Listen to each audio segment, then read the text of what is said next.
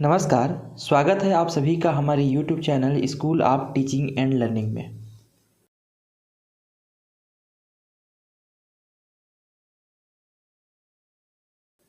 आज का हमारा विषय है प्राथमिक कक्षा पहली से पाँचवीं तक NCF 2005 के अनुसार जो पर्यावरण अध्ययन है, उस पर्यावरण अध्ययन की विषय वस्तु में किन किन चीज़ों का समावेश किया गया है। पर्यावरण अध्ययन का विषय वस्तु।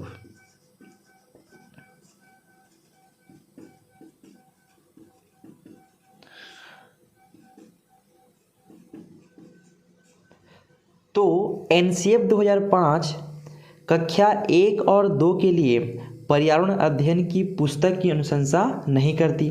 तो कक्षा 1 और 2 के लिए पर्यावरण अध्ययन की कोई पुस्तक नहीं होगी। तो बच्चे कैसे सीखेंगे? तो बच्चे सीखेंगे स्वयं पर्यावरण से, है ना। बच्चे स्वयं पर्यावरण से क्रियाकलाप के माध्यम से सीखेंगे। बच्चे स्वयं पर्यावरण से क्रियाकलाप के माध्यम से या चीज़ों को करके सीखेंगे। ठीक है। तो NCF 2005 कक्षा 1 और 2 के लिए पर्यावरण अध्ययन की पुस्तक की अनुशंसा नहीं करती, क्योंकि इस स्तर के शिक्षार्थी अपने परिवेश या अपने समुदाय से संदर्भगत यानी क्रियाकलाप करके अधिगम प्राप्त करते हैं, सीखते हैं। इसी प्रकार से NCF जो 2005 है, NCF 2005 NCF यानी कि नेशनल करिकुलम फ्रेमवर्क, राष्ट्रीय पाठ्यचर्या की रूपरेखा। तो NCF 2005 है, NCF 2005 कक्षा 3 से कक्षा 5 तक, कक्षा 3 से कक्षा 5 तक के पर्यावरण अध्ययन में 6 थीम यानी कि 6 विषय वस्तु या पाठ्यक्रम में विभाजित करती है। कक्षा 3 से कक्षा 5 तक 6 विषय वस्तु, है ना, 6 विषय वस्तु, या हम लोग कह सकते हैं कि 6 विषय वस्तु या पाठ्यक्रम में विभाजित करती है, पाठ्यक्रम में विभाजित करती है। सबसे पहला है परिवार। सबसे पहला क्या है, पाठ्यक्रम में क्या शामिल होना चाहिए? तो परिवार एवं मित्र। तो परिवार एवं मित्र में क्या क्या चीज़ें आती हैं? तो इसमें होता है परिवार में आपसी संबंधों की बात, है ना। आपसी संबंध जैसे कि पापा की बहन, बुआ, मामा, फूफा, इस प्रकार की चीज़ों का, है ना, आपसी संबंध है। इस काम और खेल, है ना, कि परिवार में व्यक्ति किस प्रकार से काम करते हैं, कौन कौन से काम करते हैं, क्या वह काम करना अनिवार्य है ना। और खेल मतलब कि परिवेश में किस किस प्रकार से खेल खेले जाते हैं, है ना, उनमें सहभागिता। उसके बाद है जानवर, आसपास के परिवेश में कौन कौन से जानवर पाए जाते हैं। और उसके बाद है पौधे कि आसपास या पास पड़ोस में किन किन प्रकार के पौधे पाए जाते हैं। तो परिवार एवं मित्र में आपसी संबंधों की बात होती है, काम और खेल की बात होती है, जानवर और पौधों की बात होती है। तो इस थीम में हमने क्या क्या सीखा? तो इस थीम में परिवार क्या होता है, इस थीम में परिवार क्या होता है और परिवार से हम क्या सीखते हैं, परिवार का क्या महत्व है, कौन कौन लोग परिवार में क्या क्या काम करते हैं, तब क्या होगा जब लोग अपने कामों को नहीं करेंगे, और खेल कौन कौन से होते हैं, है ना, जानवर और पौधों की क्या क्या विशेषताएं होती हैं, इसके अलावा इनका उपयोग आदि विषयों में इन पर चर्चा होती है। तो ये परिवार एवं मित्र के अंतर्गत आपसी संबंध हो गया, काम और खेल हो गया, जानवर हो गया और पौधे हो गया, ये चीज़ें हैं। दूसरा है भोजन। कक्षा 3 से कक्षा 5 में 6 विषय वस्तु हैं। पहला है परिवार एवं मित्र। परिवार एवं मित्र में आपसी संबंध, काम और खेल, जानवर और पौधे। इसी प्रकार से दूसरा है भोजन। तो भोजन जो थीम है, इसमें भोजन के स्वाद, उसके पाचन, विभिन्न प्रकार के भोजन, इसके अलावा कुछ फल सब्जियां जो बाहर से आईं, और भोजन को पकाने के तरीके, भोजन का संरक्षण, उसको किस प्रकार से हम बहुत दिनों तक रख सकते हैं, जैसे कि अचार वगैरह बनाते हैं, इनके विषय में यहाँ पर चर्चा करते हैं।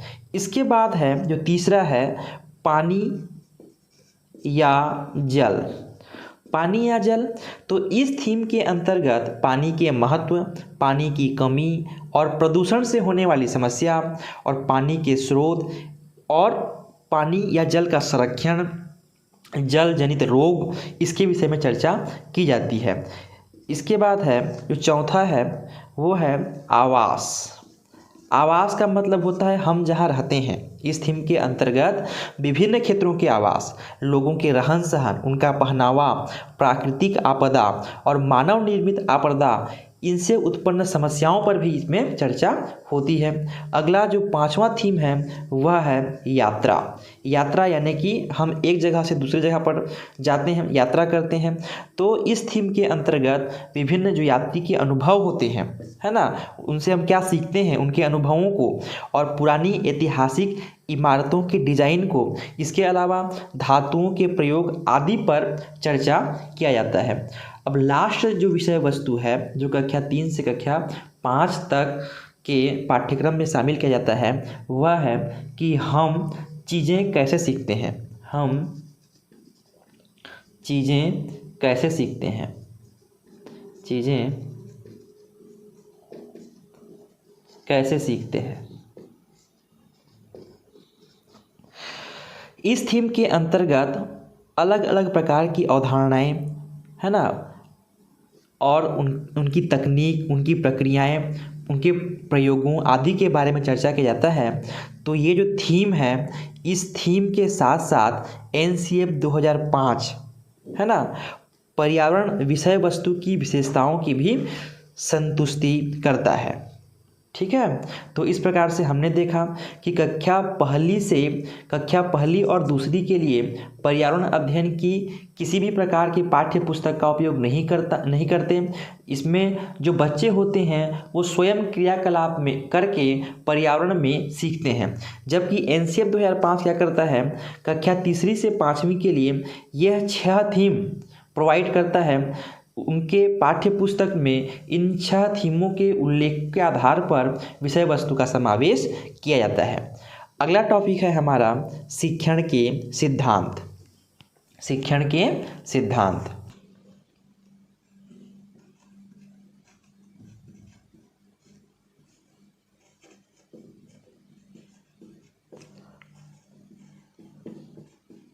शिक्षण के सिद्धांत।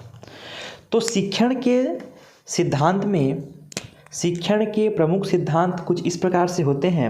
सबसे पहला सिद्धांत है क्रियाशीलता का सिद्धांत। सबसे पहला सिद्धांत है क्रियाशीलता का सिद्धांत। क्रियाशीलता का सिद्धांत नाम से स्पष्ट है कि जो बच्चे होंगे वो क्रिया करके सीखेंगे, यानी कि करके सीखेंगे, है ना। इस सिद्धांत का मुख्य उद्देश्य क्या है, तो इस सिद्धांत का मुख्य उद्देश्य है करके सीखना, है ना। इस सिद्धांत का मुख्य उद्देश्य क्या है, तो करके सीखना है। शिक्षार्थी जब किसी चीज़ को करके सीखता है तब उसका जो ज्ञान होता है वो स्थायी हो जाता है। तो इस सिद्धांत में या यह सिद्धांत शिक्षार्थियों में वास्तविक अवलोकन को बढ़ावा देता है, क्योंकि बच्चे प्रत्यक्ष रूप से चीज़ों को देखते हैं, मूर्त रूप से चीज़ों को देखते हैं और उसके बारे में समझ पाते हैं। तो इस सिद्धांत से शिक्षार्थियों में आलोचनात्मक चिंतन और समस्या समाधान के लिए क्षमता का विकास होता है। यहाँ पर 2 शब्दों का मैंने उपयोग किया, 2 वाक्यों का उपयोग किया। सबसे पहला है आलोचनात्मक चिंतन। ये क्या होता है, आलोचनात्मक चिंतन। आलोचनात्मक चिंतन का मतलब होता है किसी वस्तु या किसी चीज़ के 2 पक्षों के बारे में समझ पाना। जैसा कि वह वस्तु होता तो क्या होता, है ना, वह वस्तु क्या करता, यदि होता तो क्या होता और यदि नहीं होता तो क्या होता। जैसे कोई घटना है, अगर वह घटित होता तो उस परिस्थिति में क्या होता, अगर वह घटित नहीं होता तब उस परिस्थिति में क्या होगा। इस प्रकार के चिंतन को हम लोग कहते हैं आलोचनात्मक चिंतन। आलोचनात्मक चिंतन एक बृहद चिंतन है जिसमें हम घटना के दोनों पक्षों पर चर्चा करते हैं। इसके अलावा हमने कहा कि समस्या समाधान के लिए क्षमता का विकास करता है। जब बच्चे करके सीखते हैं, मूर्त रूप से चीज़ों को सीखते हैं, तो वो कारण को भी और वह कारण जिसके कारण वह समस्या उत्पन्न हो रहा है, दोनों ही चीज़ों को समझने का प्रयास करते हैं। तो उस समस्या के समाधान के लिए उपाय भी सुझाने का प्रयास करते हैं। तो शिक्षार्थी जितना ज़्यादा क्रियाकलाप में लिप्त होगा, उसका ज्ञान क्या होगा, उतना ही बढ़ेगा।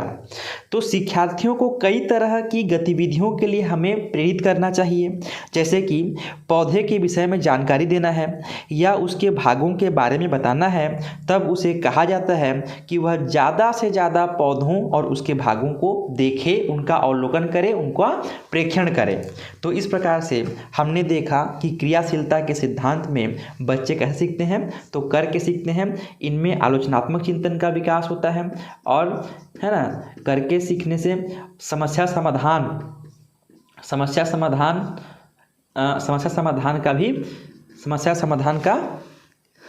समाधान को बढ़ावा मिलता है। समस्या समाधान के लिए क्षमता विकसित होती है।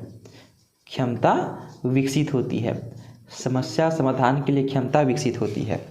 तो इस प्रकार से इसके अलावा यह सिद्धांत शिक्षार्थियों को प्रत्यक्ष हस्तपरक अनुभव कराता है, क्योंकि बच्चे करके सीखते हैं तो प्रत्यक्ष रूप से चीज़ों को देख भी सकते हैं, छू करके देख भी सकते हैं और हस्तपरक अनुभव प्रदान करता है।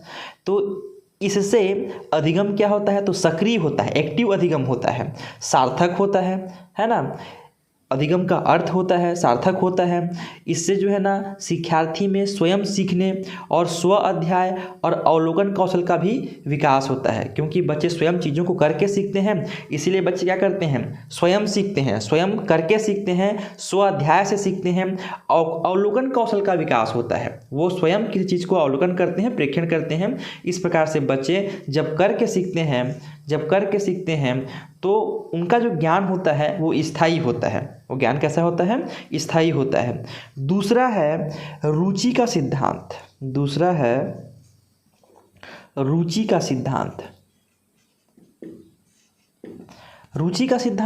तो इस सिद्धांत का मुख्य उद्देश्य है शिक्षार्थियों में अधिगम के प्रति रुचि पैदा करना, जिसमें जिज्ञासा उत्पन्न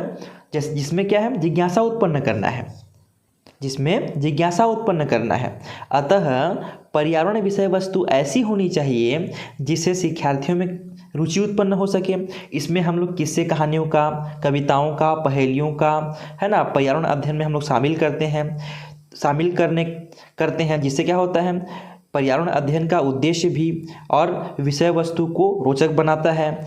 इससे शिक्षार्थियों में आपस में मिलजुल कर काम करना, सहयोगात्मक अधिगम होता है। बच्चे में सृजनात्मकता का विकास होता है, उनमें कल्पनाशीलता का विकास होता है, वो मोटिवेट रहते हैं चीज़ों को सीखने के लिए।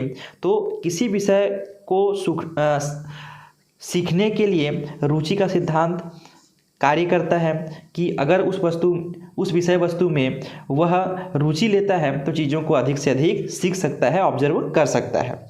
तीसरा है प्रेरणा या अभिप्रेरणा का सिद्धांत।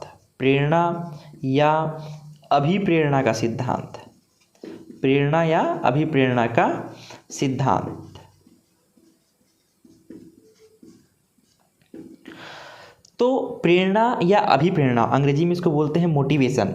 तो प्रेरणा या अभिप्रेरणा किसी भी शिक्षण का मुख्य केंद्र बिंदु होता है। अभिप्रेरणा वह सिद्धांत है जो शिक्षण को लक्ष्य निर्देशित करता है। अभिप्रेरणा शिक्षार्थी को आंतरिक बल प्रदान करता है, जिससे वह निरंतर क्रियाशील रहता है, उसमें अधिगम के प्रति रुचि उत्पन्न होती है और उसमें चारित्रिक, नैतिक और सांस्कृतिक मूल्यों का भी विकास होता है। तो प्रेरणा अगर किसी विषय वस्तु को सीखने में है तो वह बच्चा उस विषय वस्तु के प्रति सक्रिय रहेगा, एक्टिव लर्नर रहेगा, है ना, एक्टिव लर्नर रहेगा और उस वस्तु या उस सरल से सरल और कठिन से कठिन विषय वस्तु को आसानी से सीखने के लिए वह सक्षम होगा। इसीलिए मोटिवेट होना, तत्पर होना बहुत ज़रूरी है चीज़ों को सीखने के लिए। अगला है नियोजन का सिद्धांत, है ना। अगला है नियोजन का सिद्धांत। नियोजन का सिद्धांत संबंधित है नियोजन का मतलब है ये योजना बनाने से संबंधित है। ये संबंधित है तो योजना बनाने से संबंधित है। किसी भी विषय वस्तु को शिक्षण अधिगम प्रक्रिया कराने से पहले उस विषय वस्तु का इसमें हम क्या करते हैं, योजना बनाते हैं। तो इस सिद्धांत के अंतर्गत शिक्षण की एक योजना बनानी चाहिए, उसके बाद ही शिक्षार्थियों को अधिगम कराना चाहिए। तो इस सिद्धांत के अंतर्गत शिक्षार्थियों के क्षमताओं, उनकी योग्यताओं, उसको ध्यान में रखना चाहिए और इसमें कौन कौन सी कार्य करना चाहिए, तो इसमें कौन कौन सी बातों को और ध्यान में रखना चाहिए। तो वे कुछ इस प्रकार से हम, जैसे कि कार्य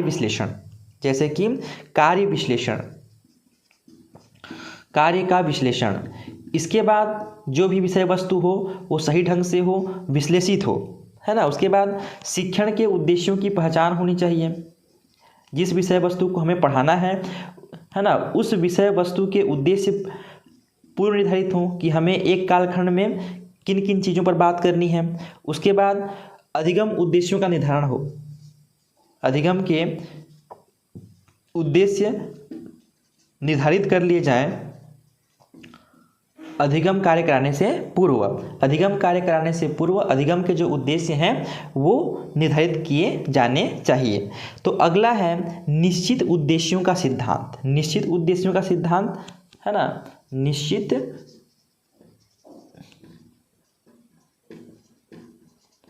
उद्देश्यों का सिद्धांत।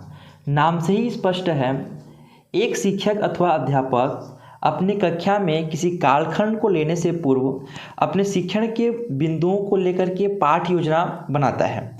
तो जब वह पाठ योजना बनाता है तो उसके कुछ निश्चित उद्देश्य होते हैं कि इस कालखंड में वह इन इन विषयों पर चर्चा करेगा और कालखंड के पश्चात जो विद्यार्थी होंगे इन इन चीज़ों को सीखने में सक्षम होंगे। तो इसीलिए निश्चित उद्देश्यों का सिद्धांत कालखंड में समय का सदुपयोग कर विषय को सिखाने में महत्वपूर्ण भूमिका निभाते हैं। इसी प्रकार से अगला है वैयक्तिक विभिन्नता का सिद्धांत। इसी प्रकार से अगला है वैयक्तिक विभिन्नता का सिद्धांत। तो प्रत्येक शिक्षार्थी की जो सीखने की क्षमता होता है या स्तर होता है वो एक जैसा नहीं होता, इसीलिए हर बच्चे को यूनिक माना गया है। हर बच्चे की सीखने की जो क्षमता होती है, उसका जो स्तर होता है वो जन्मजात होता है और वातावरणीय कारकों से भी प्रभावित होता है ना। उसके सीखने की क्षमता और उसका जो स्तर होता है जन्मजात और वातावरणीय कारकों से प्रभावित होता है। कोई शिक्षार्थी रटकर सीख लेता है तो कोई हस्तपरक गतिविधि करके सीख लेता है, कोई शिक्षार्थी जल्दी सीख लेता है तो कोई शिक्षार्थी देर से सीखता है। कोई शिक्षार्थी बहुबुद्धि वाले होते हैं तो कुछ लोग मंद बुद्धि वाले भी होते हैं, कम समय में सीख जाते हैं, अधिक समय में भी कुछ लोग सीख जाते हैं। तो इस प्रकार से प्रत्येक बालक हर दृष्टि से क्या है, विभिन्न है। इसीलिए शिक्षक को किसी कक्षा में अध्यापन कार्य कराते समय या अध्यापन कार्य करते समय प्रत्येक विद्यार्थी के व्यक्तिगत विभिन्नता को ध्यान में रखते हुए अलग अलग टीचिंग स्किल्स का उपयोग करके कुछ चीज़ों को वह प्रोजेक्टर के माध्यम से, कुछ चीज़ों को खेल के मैदान में, कुछ चीज़ों को प्रयोगशाला में, इसी प्रकार से और कुछ चीज़ों को व्याख्यान विधि द्वारा अलग अलग शिक्षण विधियों का उपयोग करके अधिगम कराया जाना चाहिए। अगला है आवृत्ति का सिद्धांत। आवृत्ति का सिद्धांत संबंधित है दोहराने से। जब हम किसी पाठ या विषय वस्तु को एक निश्चित समय अंतराल पश्चात नहीं दोहराते हैं तो वह विषय वस्तु हमारे मन मस्तिष्क से धीरे धीरे उतरने लगती है। तो एक निश्चित समय के पश्चात पाठों को अगर हम पुनः दोहराएं तो वह हमारे मन मस्तिष्क में बैठ जाया करता है। तो अधिगम के स्थायी और सार्थक बनाने के लिए इस सिद्धांत का अति महत्व होता है।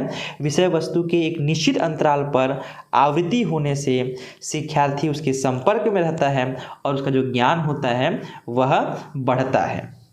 इसी प्रकार से अगला और महत्वपूर्ण, इससे संबंधित कई बार प्रश्न पूछा जा चुका है, चाहे वह CGTET हो चाहे CTET हो।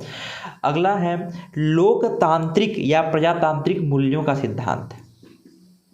लोकतांत्रिक, है ना, लोकतांत्रिक या प्रजातांत्रिक मूल्यों का सिद्धांत, है ना, प्रजातांत्रिक मूल्यों का सिद्धांत। तो लोकतांत्रिक या प्रजातांत्रिक मूल्यों का सिद्धांत। यह सिद्धांत क्या कहता है कि पाठ्यक्रम इस प्रकार होना चाहिए जिससे शिक्षार्थी में प्रजातांत्रिक मूल्य विकसित हों। अब प्रजातांत्रिक मूल्य क्या है? उनमें सामाजिक मूल्यों का भी विकास हो। लोकतांत्रिक मूल्य संबंधित है किससे? सामाजिक मूल्यों से। किससे संबंधित है? सामाजिक मूल्यों से। शिक्षार्थी इसमें क्या करते हैं? तो शिक्षार्थी इसमें समूह में रहकर कार्य करना सीखते हैं। प्रजातांत्रिक मूल्य या लोकतांत्रिक मूल्य में क्या सीखते हैं? शिक्षार्थी समूह में रहकर कार्य करना सीखते हैं, एक दूसरे से विचार विमर्श करते हैं, एक दूसरे से बातचीत करते हैं, एक दूसरे के विचारों को समझते हैं, समूह में काम करना सीखेंगे, उनमें सहयोग की भावना विकसित होगी, है ना, लीडिंग कैपेसिटी विकसित होगी। इस प्रकार क्या कर सकते हैं? विद्यार्थी क्या कर सकते हैं? अध्यापक से बिना डरे हुए अपने प्रश्नों को रख सकते हैं, प्रश्नों को पूछ सकते हैं। वही क्या होता है? लोकतांत्रिक या प्रजातांत्रिक मूल्यों का सिद्धांत। इसमें जो बच्चा होता है, इसमें जो बालक होता है, वह क्या करता है? इसमें जो शिक्षार्थी होता है वह समूह में रहकर कार्य करना सीखते हैं, समूह में बातचीत के माध्यम से सीखते हैं, विचार विमर्श के माध्यम से सीखते हैं, उनमें एक दूसरे के विचारों का आदान प्रदान होता है ना, उनमें एक दूसरे से प्रश्न पूछने और चीज़ों को समझने की भावना विकसित होती है। ये होता है लोकतांत्रिक या प्रजातांत्रिक मूल्य। लोकतंत्र संबंधित है किससे? तो लोकतंत्र संबंधित है जनता के लिए जनता द्वारा शासन, ऐसा कहा जाता है। ठीक वैसा ही इसमें शिक्षार्थी महत्वपूर्ण होता है। शिक्षार्थी को प्रश्न पूछने की पूर्ण छूट होती है, शिक्षार्थी इसमें आपस में बातचीत कर सकते हैं। तो ये मोस्ट इम्पॉर्टेंट सिद्धांत है। इससे संबंधित प्रश्न अक्सर आपको CTET और CGTET में देखे जा सकते हैं। शिक्षक भर्ती के सहायक शिक्षक वाले एग्जाम में एक प्रश्न इससे संबंधित पूछा भी गया था 2019 में। तो हमने देखा क्रियाशीलता का सिद्धांत, उसके बाद रुचि का सिद्धांत, उसके बाद प्रेरणा या अभिप्रेरणा का सिद्धांत, नियोजन का सिद्धांत, निश्चित उद्देश्यों का सिद्धांत, व्यक्तिगत विभिन्नता का सिद्धांत, आवृत्ति का सिद्धांत, लोकतांत्रिक या प्रजातांत्रिक मूल्यों का सिद्धांत। हमारा अगला विषय है शिक्षण सूत्र। शिक्षण सूत्र शुरू करने से पहले एक चीज़ स्पष्ट रहे, शिक्षण सूत्र में क्रम का विशेष ध्यान रखें। आप क्रम को उल्टा पुल्टा करेंगे क्योंकि शिक्षण सूत्र से डायरेक्टली ही प्रश्न पूछे जाते हैं। तो शिक्षण सूत्र के क्रमों का ध्यान रखें। अधिगम को प्रभावी और सफल बनाने के लिए शिक्षण सिद्धांतों के साथ साथ में एक शिक्षक को शिक्षण सूत्रों का भी प्रयोग करना चाहिए।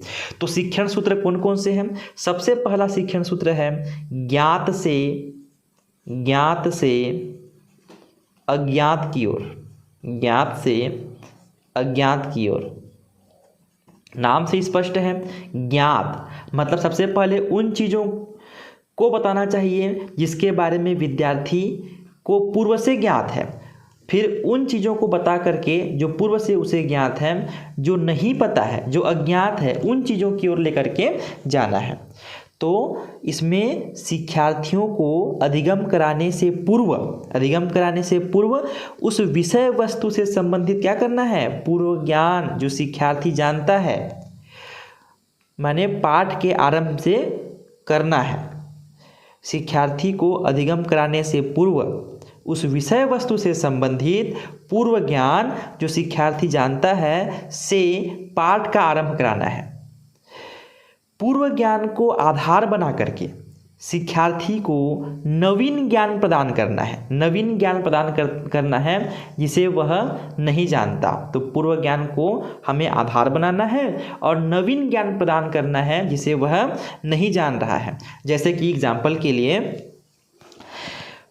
पाचन को आप भोजन के पूर्व नहीं पढ़ा सकते, क्योंकि पाचन का अधिगम तभी सफल होगा जब शिक्षार्थियों को भोजन के विषय में पता होगा। सबसे पहले हमें क्या पढ़ाना होगा? भोजन।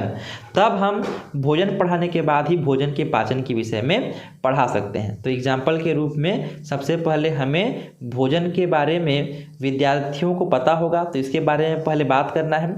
उसके बाद भोजन के पाचन से संबंधित चीज़ों के बारे में बात करना होगा। तो इसे हम कहते हैं ज्ञात से अज्ञात की ओर। दूसरा शिक्षण सूत्र है मूर्त से अमूर्त की ओर। नाम से स्पष्ट है, मूर्त से अमूर्त की ओर। मूर्त का मतलब होता है जिन चीज़ों को हम देख सकते हैं उसको बोलते हैं मूर्त, यानी प्रत्यक्ष रूप से जिन चीज़ों को हम देख सकते हैं। और अमूर्त का मतलब हो सकता है जिन चीज़ों को हम नहीं देख सकते, केवल कल्पना कर सकते हैं, उन्हें हम लोग कहते हैं अमूर्त।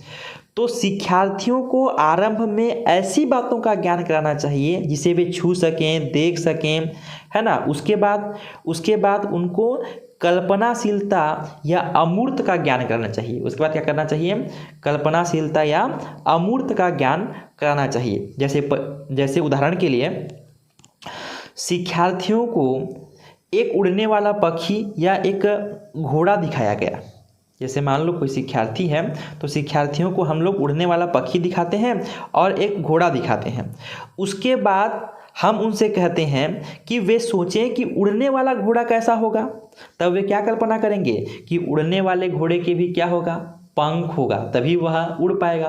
क्योंकि पक्षी के पास पंख है तो वह उड़ रहा है। तो उड़ने वाला, अगर घोड़े की बात करें तो उड़ने वाले घोड़े में क्या होगा? तो पंख होगा, तभी वह उड़ सकता है। तो इस प्रकार से हम मूर्त से अमूर्त की ओर चीज़ों को समझा सकते हैं। अगला है सरल से जटिल की ओर। अगला क्या है? तो सरल से जटिल की ओर। अगला है सरल से जटिल की ओर। तो शिक्षार्थियों के अधिगम की शुरुआत हमें सरल बातों से करनी चाहिए। उसके बाद जटिल अवधारणाएं या तथ्य को हमें बताना चाहिए। जैसे कि हम अलग अलग आवासों के विषय में बताने से पहले शिक्षार्थियों से प्रश्न करें कि वे किस प्रकार के आवास में रहते हैं, क्योंकि वे जिस प्रकार के आवास में रहते हैं उसके बारे में तो वो जानते ही हैं।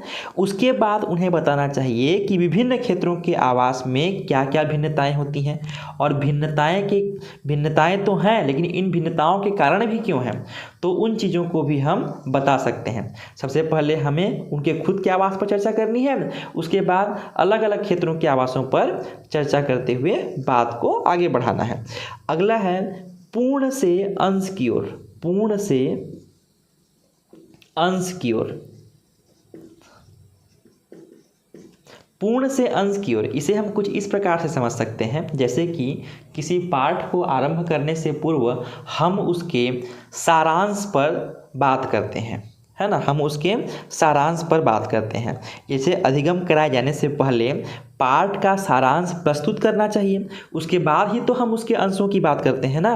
जैसे यातायात के साधनों के विषय में पढ़ाने से पहले हम उन्हें क्या करते हैं? यातायात के साधनों के विषय में हमें उन्हें बताना चाहिए।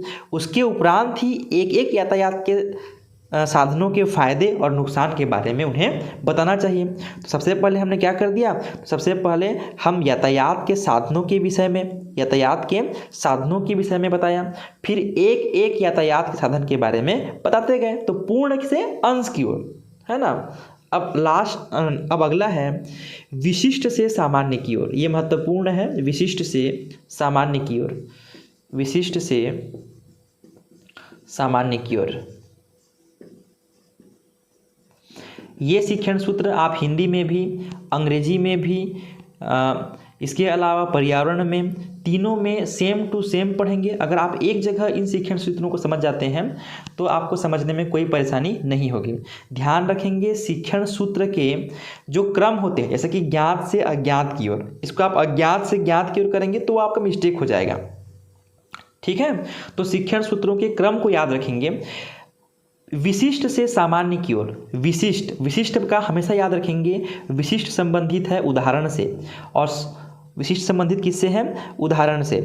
तो सर्वप्रथम शिक्षार्थियों को एक विशेष उदाहरण के द्वारा विषय के अर्थ को स्पष्ट करना चाहिए। सबसे पहले हमें क्या देना चाहिए? उदाहरण के द्वारा विषय के अर्थ को स्पष्ट करना चाहिए।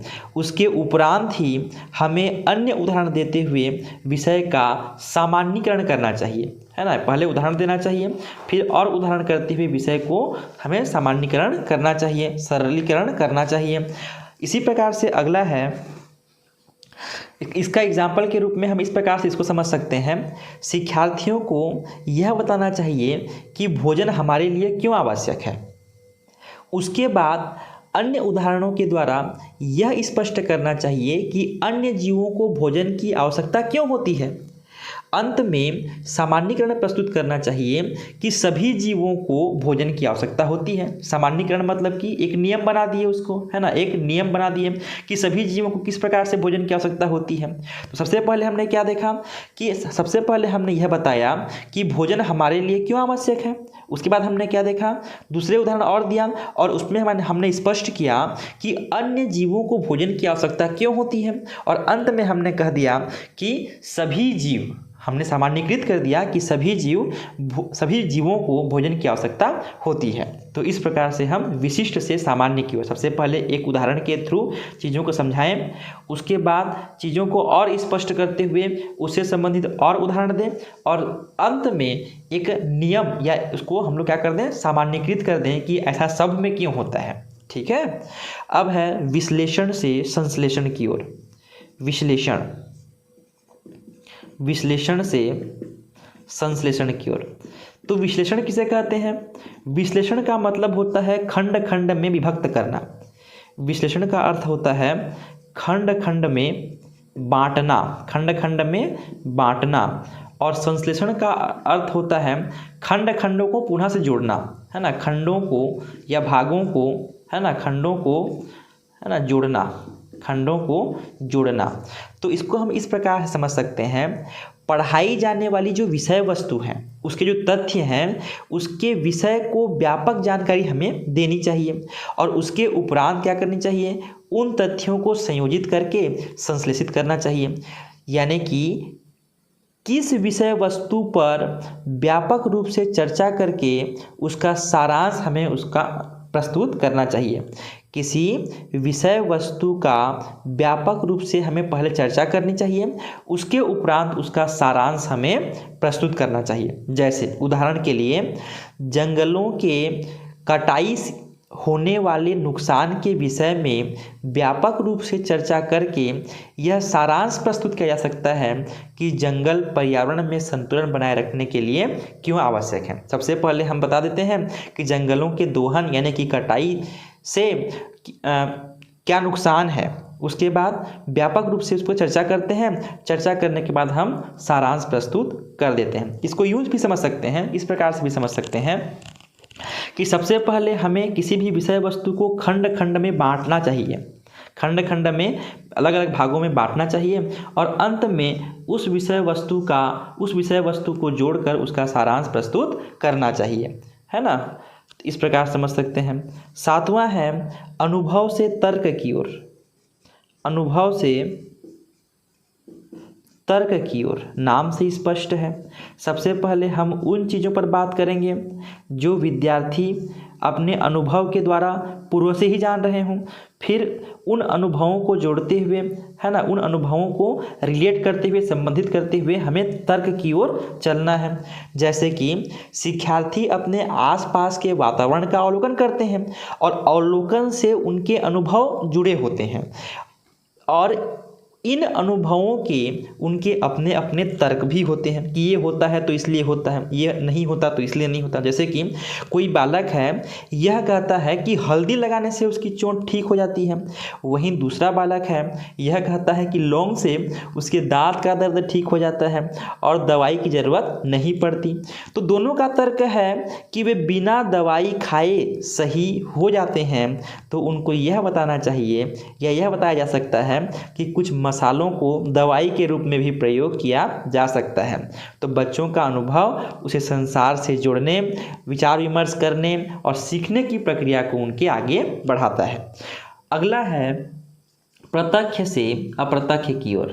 प्रत्यक्ष से अप्रत्यक्ष की ओर अगला है ना, प्रत्यक्ष से अप्रत्यक्ष की ओर। प्रत्यक्ष यानी कि जिसको हम देख सकते हैं, अप्रत्यक्ष यानी कि जिसको हम देख नहीं सकते। तो शिक्षार्थियों को पहले प्रत्यक्ष ज्ञान देना चाहिए, उसके बाद अप्रत्यक्ष ज्ञान देना चाहिए। प्रत्यक्ष ज्ञान में शिक्षार्थी जो देखता है उसे सरलता से ग्रहण कर लेता है, जबकि अप्रत्यक्ष ज्ञान को ग्रहण करने में उसे कठिनाई होती है, क्योंकि उसे कल्पना करना पड़ेगा, सोचना पड़ेगा। जैसे कि हम लोग ग्रहों उपग्रहों के विषय में पढ़ाने से पहले शिक्षार्थियों को तारा, जो सूर्य है, जो चंद्रमा है जिसको वह देख सकता है, उसके बारे में पहले पढ़ाना चाहिए। उसके बाद ही जब तारा, सूर्य, चंद्रमा शिक्षार्थी को दिखाई देता है तो उसके बारे में हम पहले पढ़ा चुके हैं। उसके बाद अगर हम लोग ग्रह उपग्रह के विषय में पढ़ाएं तो वह कुछ चीज़ों को कल्पना कर सकता है। तो सबसे पहले प्रत्यक्ष रूप से जो चीज़ें उसके सामने मौजूद हैं या जो चीज़ें दिखाई दे रही हैं उस विषय वस्तु पर हमें चर्चा करना है, फिर उसे अप्रत्यक्ष की ओर, कल्पना की ओर आगे बढ़ाना है। तो इस प्रकार से हमने 8 शिक्षण सूत्रों पर बात की। सबसे पहला है ज्ञात से अज्ञात की ओर। इसका सीक्वेंस, इसका क्रम याद रखेंगे, ये डायरेक्टली प्रश्न में पूछा जाता है। उसके बाद है मूर्त से अमूर्त की ओर, उसके बाद है सरल से जटिल की ओर, उसके बाद है पूर्ण से अंश की ओर, विशिष्ट से सामान्य की ओर, विश्लेषण से संश्लेषण की ओर, अनुभव से तर्क की ओर और प्रत्यक्ष से अप्रत्यक्ष की ओर। ठीक है, इसी प्रकार से अगला है जो 9वां और अंतिम है, अनिश्चित से निश्चित की ओर। अनिश्चित से निश्चित की ओर, अनिश्चित से निश्चित की ओर। तो बालक को ज्ञान देख, सबसे पहला जो ज्ञान होता है, बालक को ज्ञान होता है पर अनिश्चित और अस्पष्ट होता है। बालक को कुछ चीज़ें पता तो होती हैं, लेकिन वह क्या होती हैं, अनिश्चित होती हैं या अस्पष्ट होती हैं। पता तो होती है कि यह ऐसे होता है, लेकिन वह ऐसा क्यों होता है, इन चीज़ों के बारे में बालक नहीं जानता है। तो इसके लिए क्या करना चाहिए, उसके ज्ञान को शुरुआत मान करके उसे निश्चित ज्ञान की ओर हमें अग्रसर करना चाहिए कि वह जो घटना हो रही है वह इस वजह से हो रही है, हमें ऐसे बताना है और उस ज्ञान को एक निश्चित दिशा देनी है और उसके कारणों के बारे में हमें उनको बताना है।